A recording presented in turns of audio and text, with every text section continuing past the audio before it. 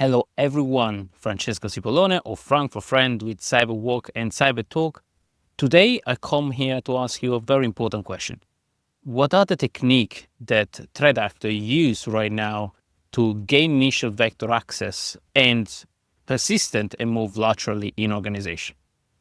If you don't know, the short answer is there is an article about this. We wrote in detail about our new AI threat-centric approach to discover basically the technique and methodology used in ransomware and exploitation, and the one that are more prevalent and the one that are used by threat actor more.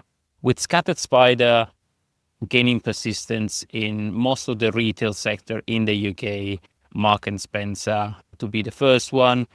Now, they have gained initial access with phishing methodology, but if you look at the latest M-Trends and the latest report for Verizon data breach report, that there are two good indicators of incidents that happen worldwide. Phishing attacks are getting lower and lower in the scoring, while vulnerability exploitation for the first year ever has surpassed any other method of initial access or exploitation.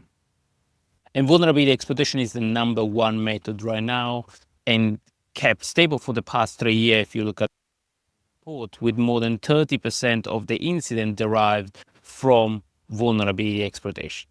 What are the techniques that are used again by threat actor? Remote code execution, memory corruption are the one more used by threat actor to gain initial access and then persistence in system. And if you think about it, those are methods that are commonly used to trigger a piece of code remotely, regardless if that's in your software or in the software installed or in an operating system.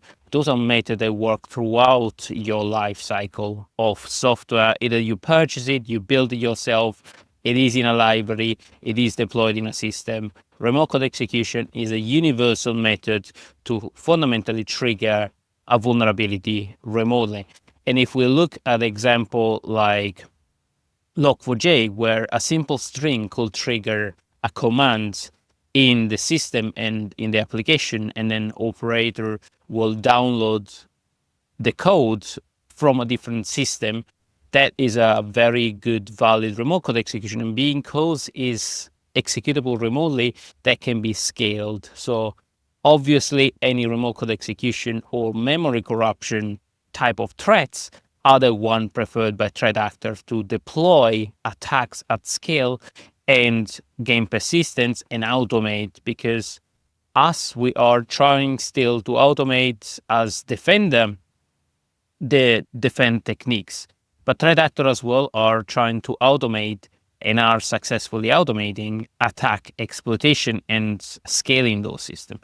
And with code generated from AI reaching 40 to 60%, depending on who do you listen to in terms of code generator, there is definitely statistics that to pay attention to, because it's something that is gonna eventually gain access to production, willingly or not. So we need to take care of the fact that there will be more code generated by AI and more scanning deployed. So we need to focus on the threats that matters most and the threats that lead to exploitation and persistence. So I hope you enjoy the article. I hope you stay safe out there. For all the defender against scattered spiders, good luck with your identity rebuilding. Is a tough exercise. So all the best.